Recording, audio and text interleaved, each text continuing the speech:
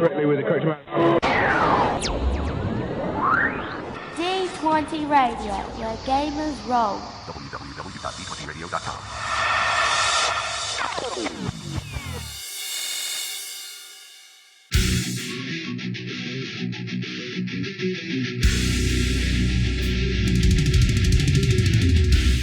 Welcome to Me and Steve Talk RPG, the podcast where me and my friend Steve try and help you get the most out of your role-playing game experience.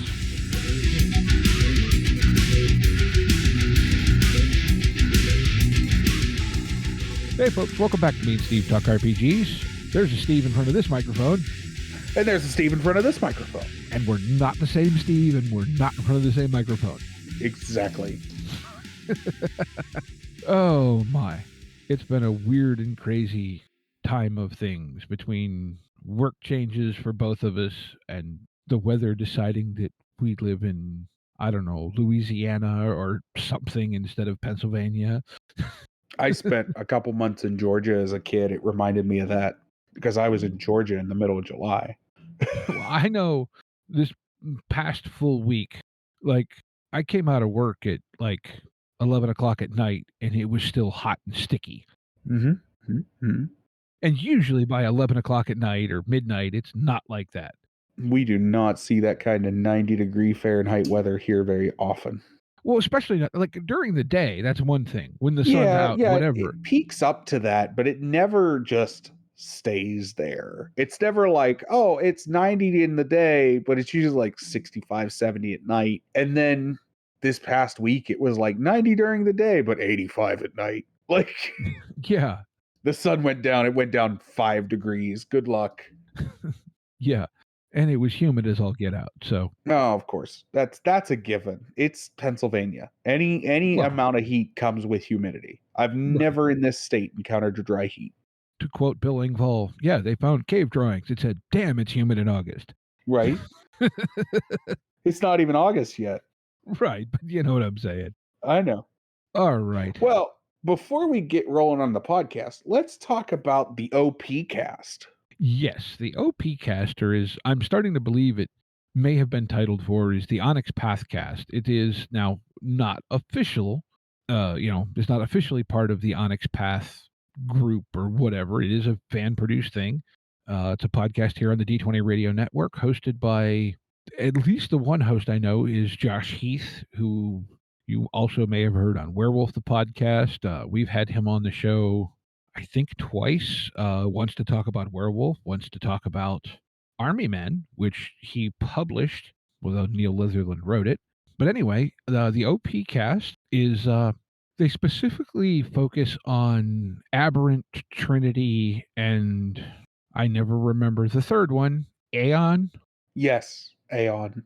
Those series from Onyx Path. And about a month ago, they released an episode actually where they discuss the first edition Trinity Player's Guide. So if you're into that kind of, those games, Trinity, Aberrant, Aeon, etc., definitely worth checking out. Josh is a really cool person. Check that out. Again, that's the OP cast or Opcast. There'll be a link in the show notes where you can find their feed. And check that out. Or if you're looking for anything else, go to d20radio.com and click the podcast tab. You can find a whole bunch of cool shows. Yeah. You had supposed an idea that you were sort of borrowing from, well, I think Neil. Yes. Well, it wouldn't be the first time we've borrowed a topic idea from Neil.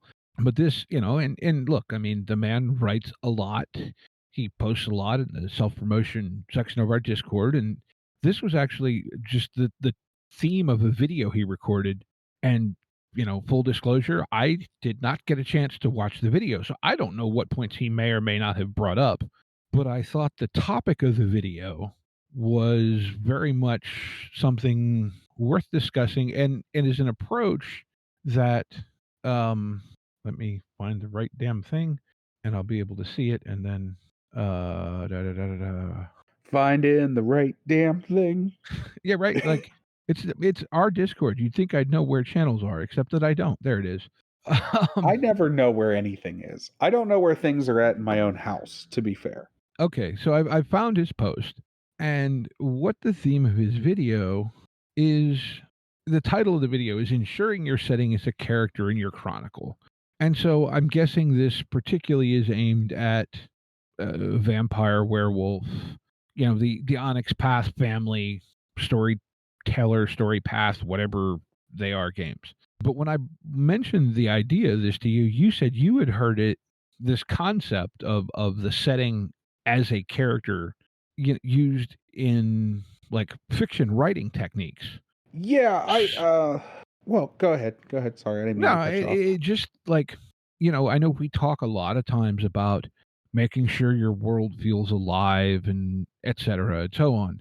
And that's all well and good, right? It is a thing you want to strive for, but like that can be daunting too, because like you're thinking, "Oh, it's Oh, a whole thing, right? There's all this stuff."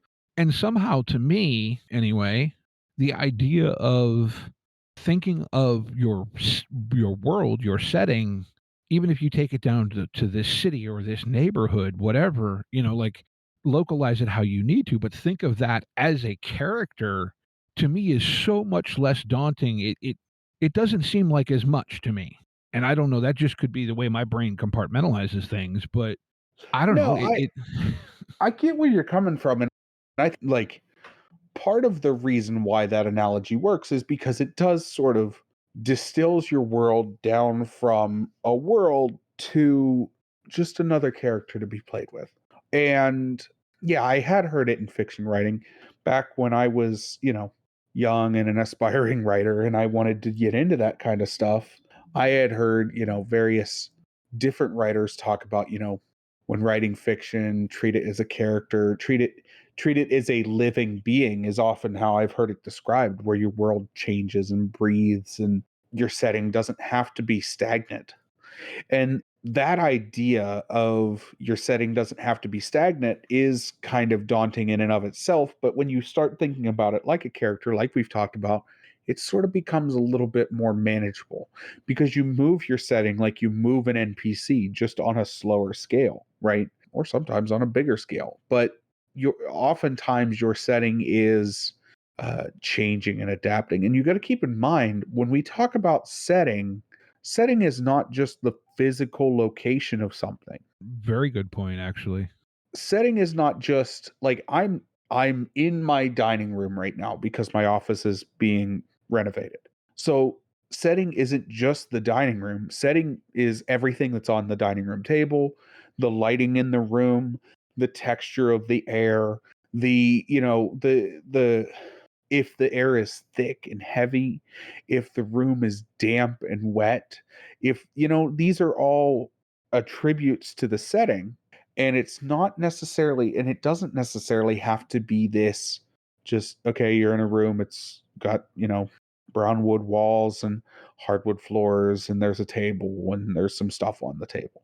That's not necessarily the most exciting thing in the world and nobody's going to grab onto that, but if you describe it as you're in a well-lived dining room. It's got an old wooden table that's very sturdy. It's got sturdy wooden chairs. It's got, a laptop and a microphone hooked up on the table, sort of camera pointed back at one of the chairs. You start describing these things in more levity and more depth, and it gives the world and it gives your mind more to play with. And I'm going to go off on a little tangent here. We oftentimes talk about less is more. I think when it comes to your setting and your areas and getting player engagement out of that stuff, more is more. I feel Up like, until you start micromanaging it, yes, I well, agree with yeah, you. yeah. I think the more details you can give somebody, the better chance they have at drawing a mental picture of what you're describing.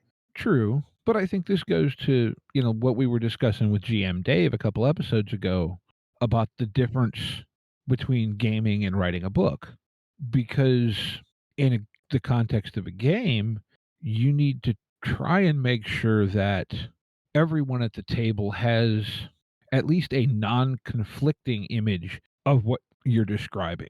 Where if Uh, you're writing a book, you know what I mean? It's a one person audience with a book. right.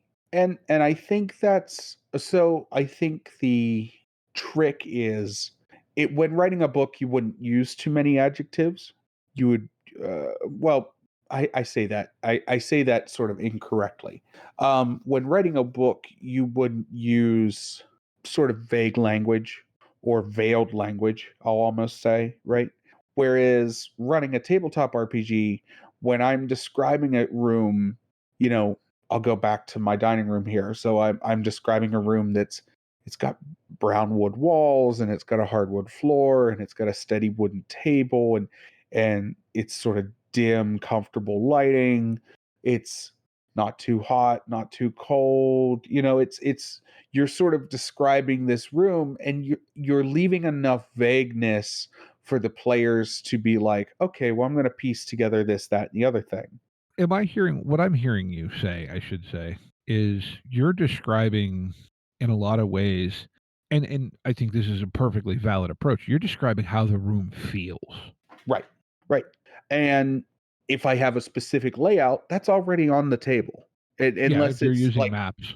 unless it's obfuscated. But if we're using a map, that layout's already laid out on the table. We already know where the table is, where the chairs are, where the laptop is, where the microphone is.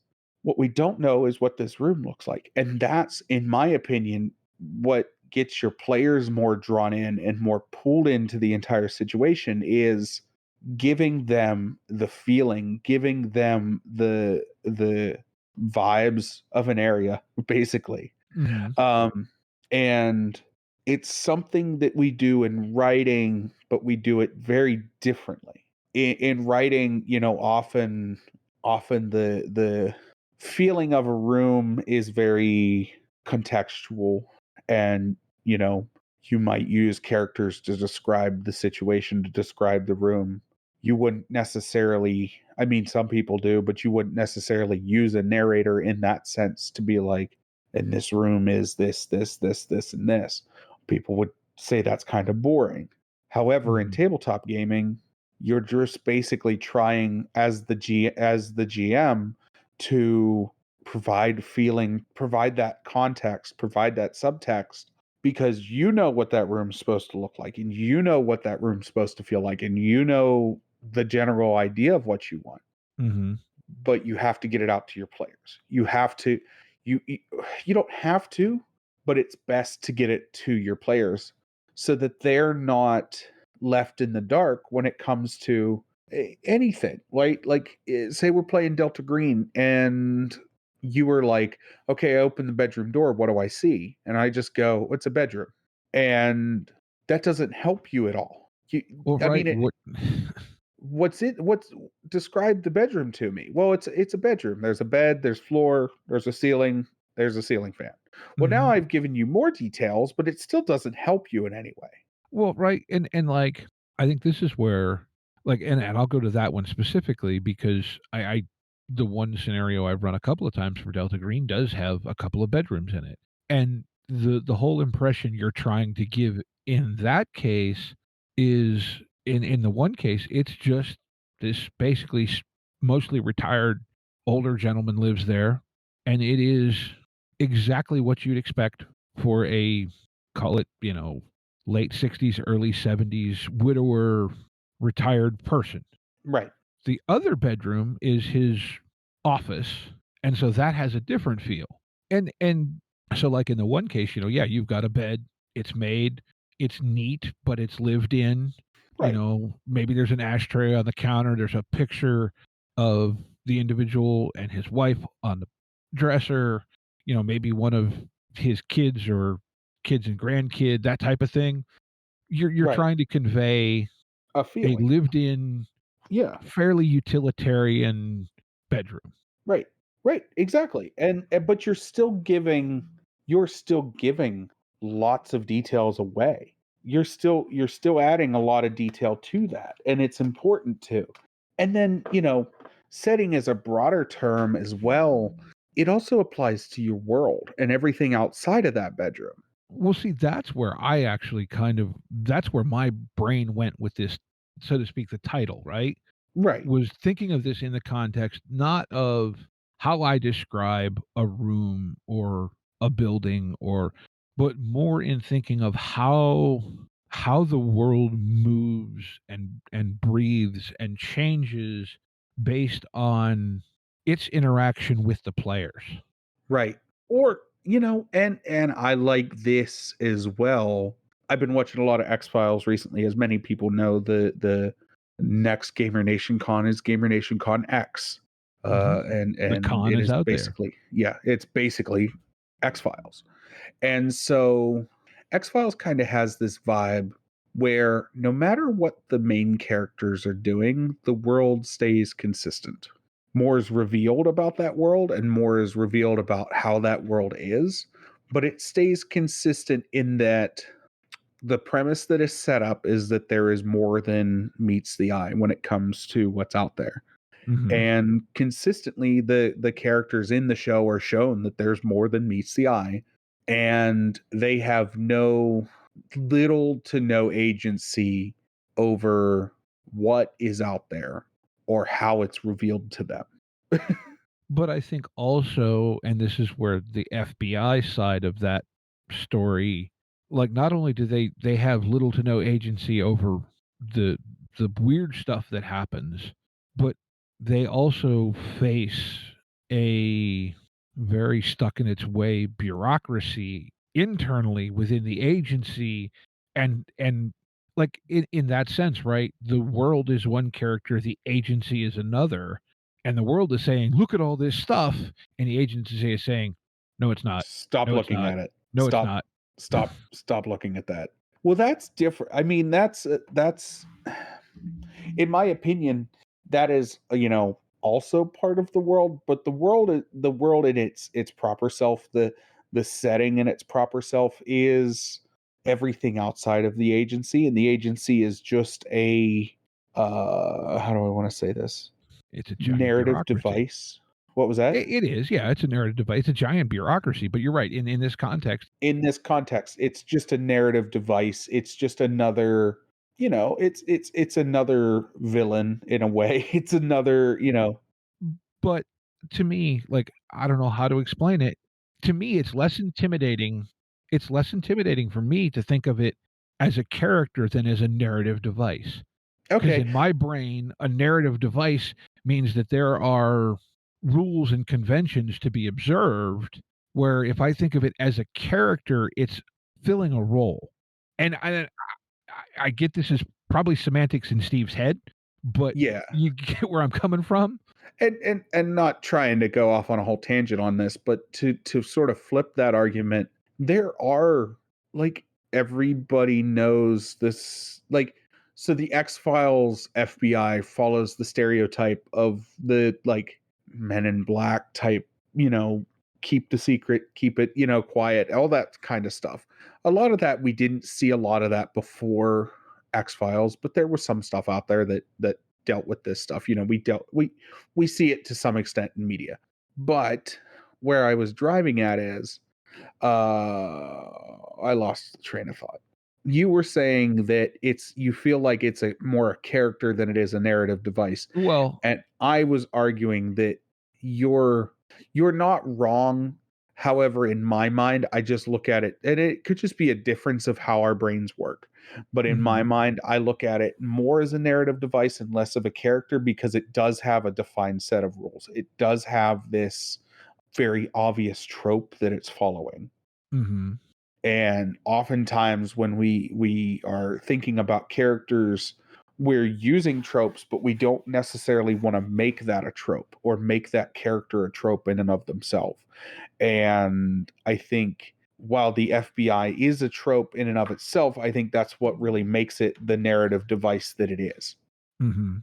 And that's where I get my distinction of the FBI in the context of the X Files is a narrative device instead of a character. I don't necessarily look at it as a character because it is, there is not one thing actively trying to thwart our main characters. It is literally just red tape. Fair. And red tape is not, I don't know, not in the same sense that I think of the setting is red tape, active participant. Yeah, it can be a hindrance and it can get in the way of things, but I don't think it's I don't know. I just don't feel like it's quite as a living, like, again, that's the FBI and the X-Files is not, it's in the setting but not the setting, or not like a feature of that setting. Yeah. No, I get what you're saying, and I think you're right. I think it's a difference of how maybe even, the difference in our backgrounds, you having, at least especially more recently studied any writing than I have, et cetera, you know what I mean? And so I think we're seeing the same things, we're just choosing to call it different things because 'cause they're more comfortable to us. I absolutely agree that this is a you use this term and I use this term, and we're just going to have to, you know, sort of meet in the middle. But going back to the core of this all, and talking again about the setting being a character, that means that your setting should probably change over time. And whether it's large, meaningful change or small, minuscule changes, you should still plan on having things change about your setting. Whether it be, I always liked, I like the concept. I haven't got to put it into practice. I like, the more I read and the more I like listened to the concept of the, what is the name of that Supers game based? We used to play the card game, the Supers tabletop Sentinels? RPG, Sentinels of the Multiverse. I like the ideas set up in Sentinels of the Multiverse where the disaster track basically changes the area that you're fighting in actively as the fight continues. Mhm. I do like that. I think it's a neat concept. How well it's executed, I can't talk on that because I haven't really got to play it myself. Just got to listen to it and read it. But in that same concept, as even in a standard, think about any good tabletop RPG you've really played, and you'll notice that the world has changed around you, or your character's perception of the world has changed. Well, Uh, right, and that's but think about that in the context of real life, right? How often does the environment you're living in change, or your perception of it changes, and it's now drastically different in your eyes? Right. Right. Exactly. That happens constantly in real life. We're always going through bits of change, and things we once loved doing we don't enjoy anymore, or it's all, it all changes, it all moves, it all lives. And that's why I think the concept, and absolutely agree with the concept of the world being another character, is a great idea. It's absolutely brilliant. And yeah, like I said, I had heard that before, and I agreed with it then. I agree with it now, and I think it's a great way. Like yourself, you hadn't thought about it that way. Somebody new coming into the hobby, trying to make their way into this hobby, and find their voice. If you're a new GM, that's a great thing to hear. You know Well, what I but mean? right, like, if you think about it in terms of if you're running a game, and it will say you are a new game master, and your players are running around this city and doing stuff, and stuff happens, and right? Well, that city is going to react to them, but if you think about it, the building it's the city, the buildings, the physical city itself is all objects, but it's the people in that city that are going to react to what your players, their characters have done.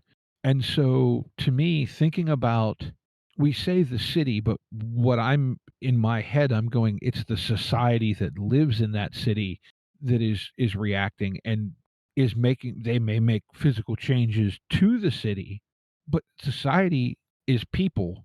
People are characters. Yes, I agree with that. I also agree with, if Godzilla and King Kong have a battle in the middle of downtown, downtown is now leveled. Yes. And that is a actual physical change to Yes. the setting itself, and not just a change in people's opinion of Godzilla and King Kong. this is true, but I think that is effectively what I'm saying, right? Like, okay, look, we've all had those chaos sessions where the players end up burning down the inn or whatever. Well, Now you have a bunch of angry drunks. it's not just the bar owner that's ticked off, right? It's like you just said, the patrons. It's maybe you know, the neighbors, maybe the local lord is ticked off because he got a lot of tax revenue out of that. Right. Let's also, you've got all your, I'll say civil code, but your laws, your whatever. Uh, but like I guess what I'm saying is it may be really helpful for some people to think of it in terms of how would a person or a group of people react to this change as opposed to how would a city react to this change? Right. Yeah, no, I completely agree.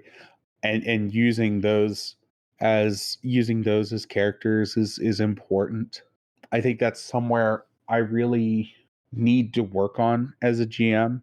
I really need to work on my NPCs because most of the time I'm not happy with the non-player characters that I have in my games. Not happy in the sense of like they're just very one-dimensional for me, and I really need to work on my non-player characters and flush some of that out. But that's just an area of weakness in my opinion. Hmm.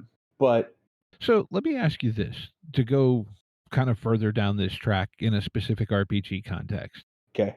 How does, because it's a setting both of us are reasonably familiar with and both of us really enjoy. And I wonder if it's because, in a way, because it's described with such attitude that it feels more like a character, that being Night City Cyberpunk 2020. I how does You know what I'm saying? Like, how that whole, yeah, especially the original core book, just drips attitude. I feel like that's a benefit of that game. And I'll say this way. That's a benefit of that game being a one and done kind of game. And what I mean by that is the core rule book is the same book that I'll buy as a player, that I'll buy as a GM, that I'll buy as, somebody who's just interested in the story of the game. Hmm.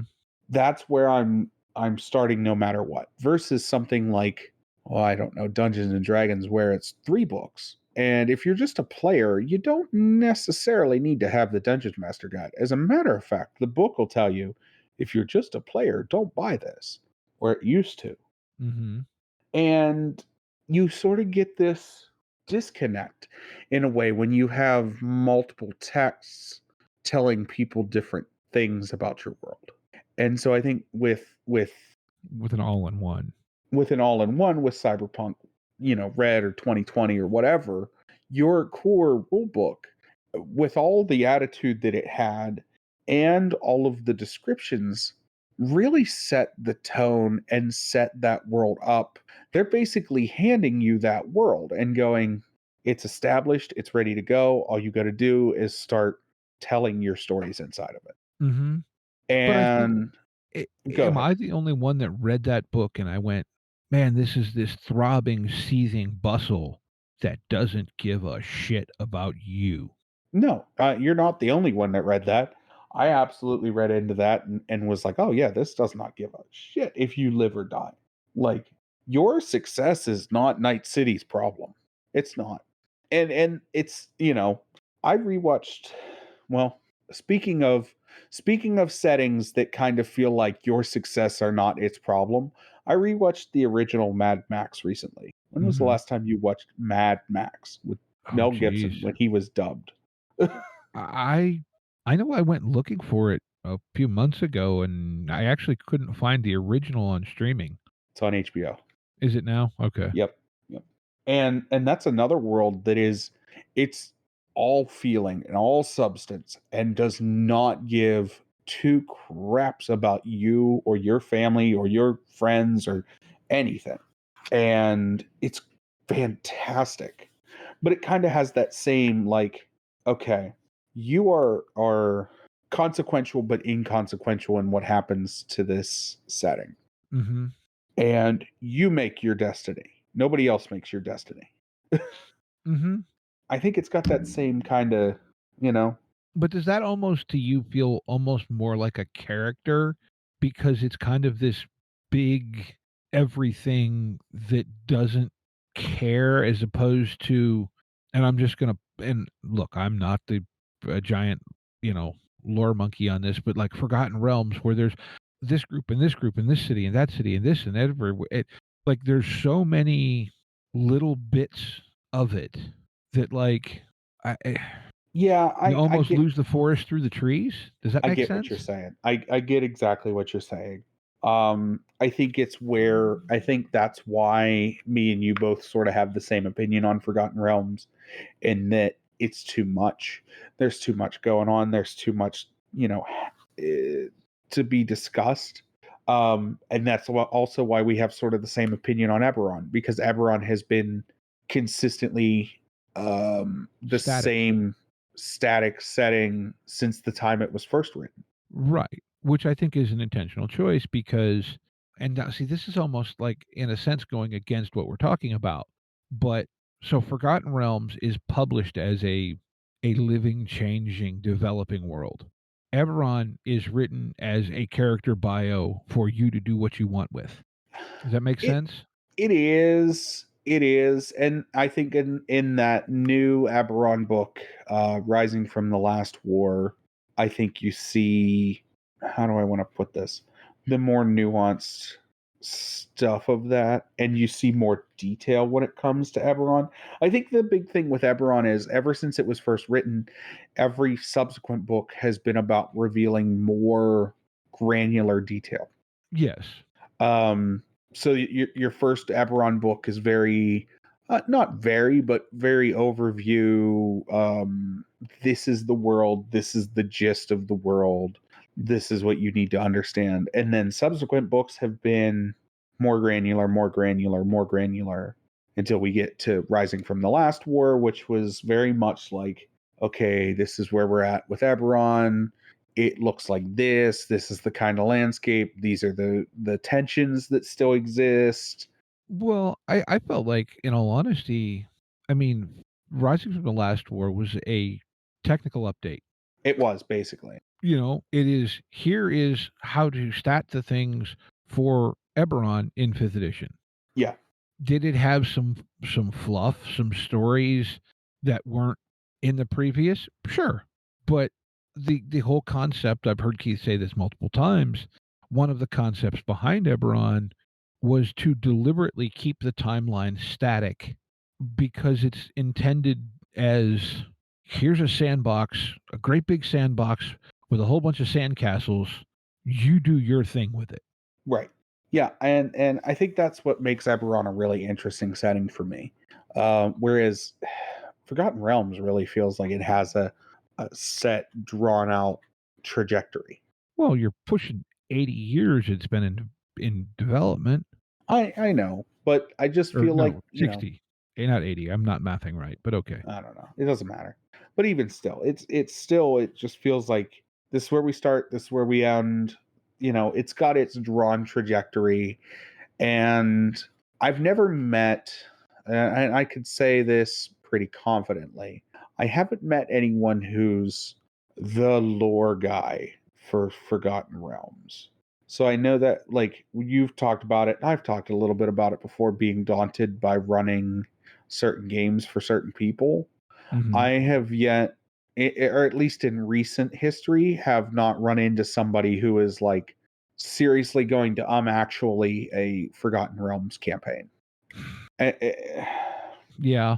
And I feel like that comes from more modern takes on the setting, and more modern takes on what that particular game looks like in most cases. But everybody's different, and somebody might, if you're a huge Forgotten Realms fan, I'm not saying, don't do what you like to do, but I'm just saying from my experience, I haven't come across a lot of people that are like, oh well, that doesn't happen that way and forgot. Well, okay, but it does in my game, right? Like, Well, right. Yeah. Like, that's a thing. And yeah, maybe maybe I've always just been daunted by the volume that is Forgotten Realms, and I feel like that's too much character for me to keep track of as a GM. Yeah, I could feel that. I definitely can understand where you're coming from when you're like, oh, that's too much for me to manage. But, like, I guess to me, that's where and maybe this is just because of how I've consumed it, right? Star Wars, even if you look at the the Skywalker saga, right? It's still really a very localized story.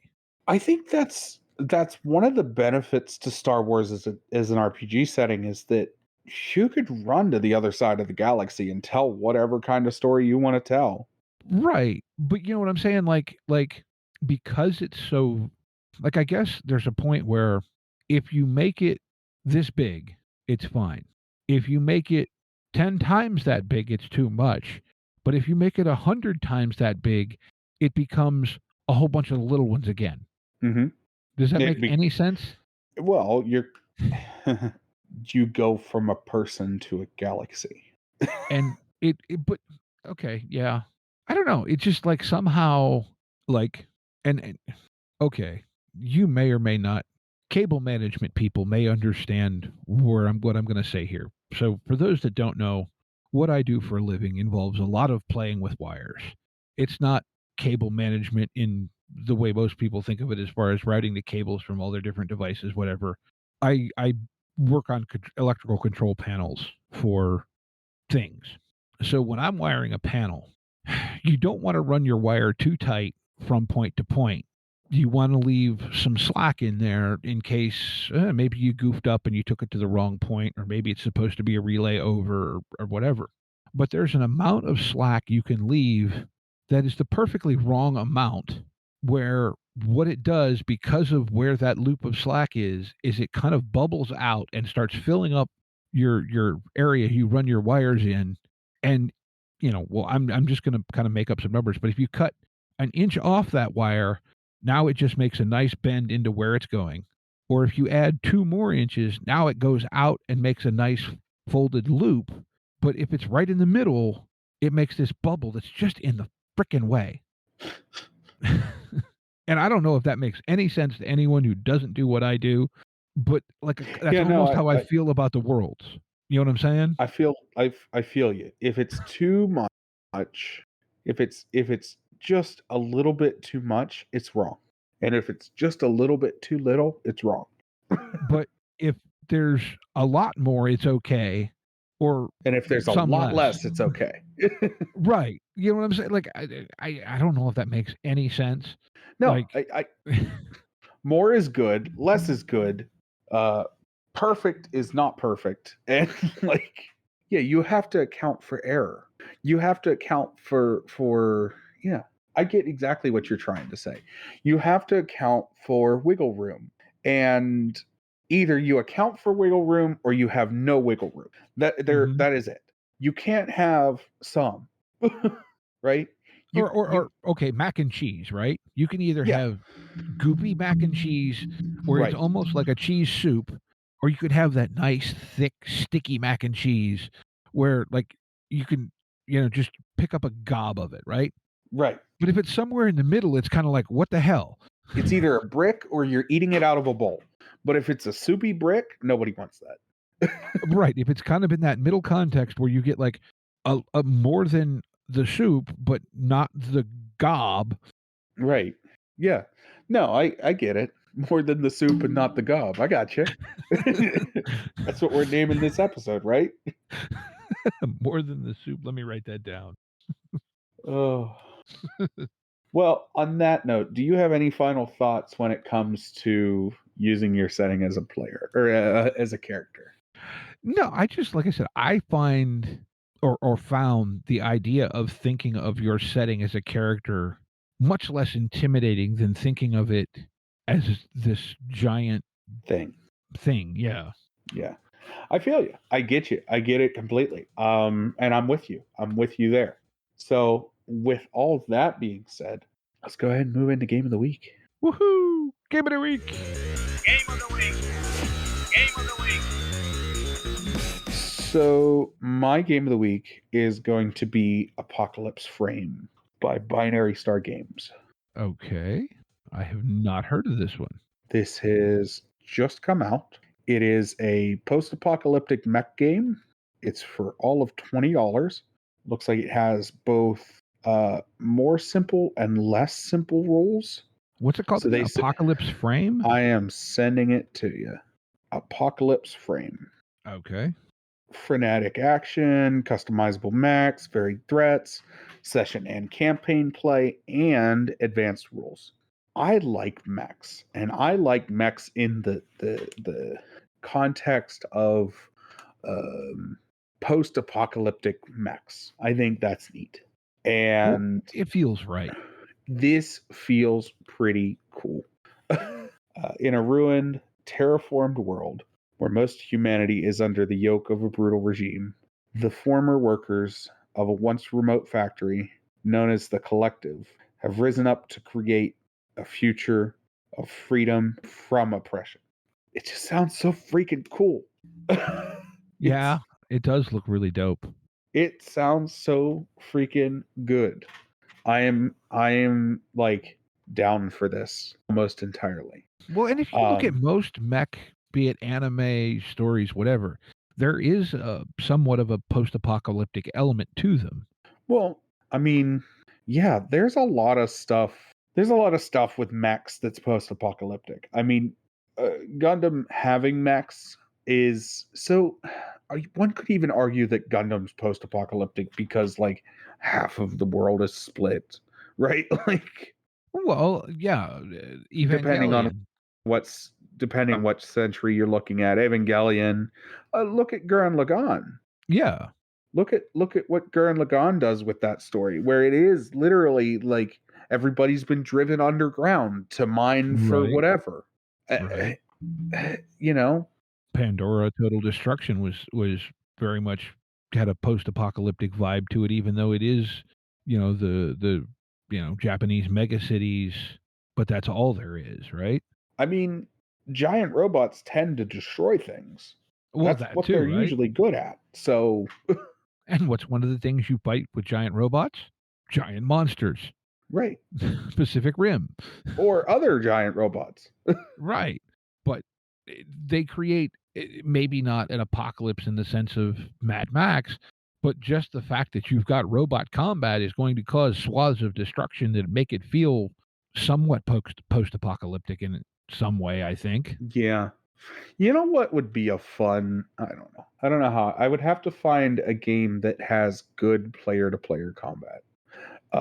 Because I would like to find a mech game that has good player-to-player combat and run basically robot jocks. That's where I had a feeling you were going. I love that movie. I don't know if you know this about me, but I've watched that movie an embarrassing amount of times. I will periodically, when I can't find anything else better to watch, be like, screw it. I'll turn on Robot Jocks.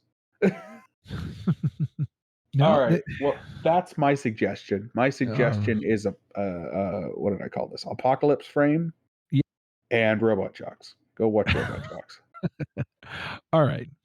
So mine, and I'll send the link over now, is this little thing I found. It actually was part of Pocket Quest 2024.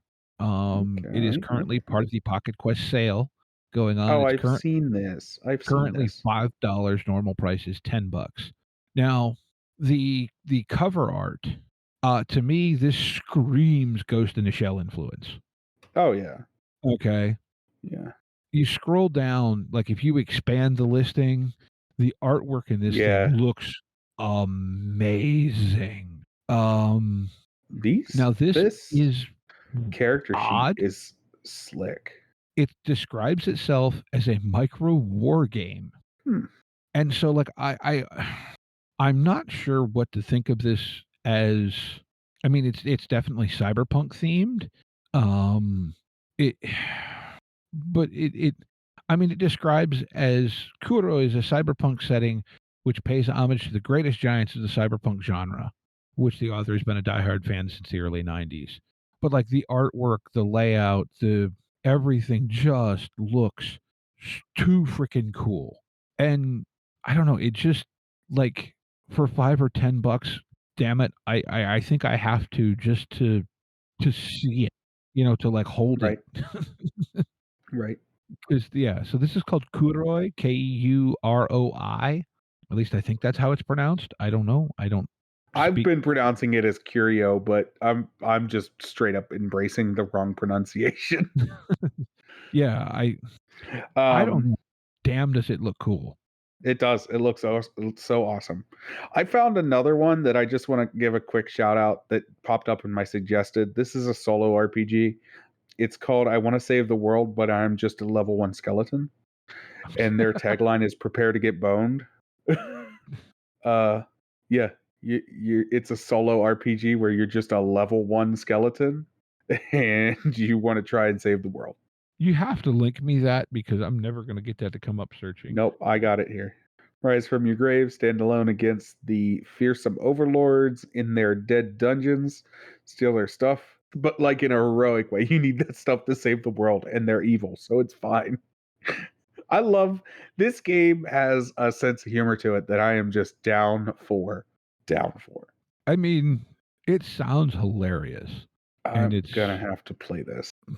$5 And it's for a the solo PDF. game. Yeah, it's a solo game. So get it and play it and have fun. But yeah, that's I'm sorry. I had to add that one on. Oh, but it has optional support for co-op and GM led. Oh, cool. I didn't even catch that.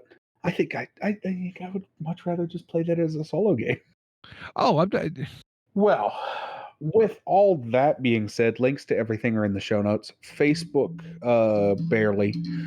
Discord, Patreon. As always, yeah, be kind to one another and get out there and play some RPGs. Yep. Take care, y'all. Intro and outro music by the band 12 Noon. You can email us at meandsteverpg@gmail.com. You can find us on Twitter and RPGs. Find us on Facebook at Me and Steve RPG Podcast, on Discord at Me and Steve RPGs, and as always, all of these links are in the show notes. Thank you, and be kind to one another.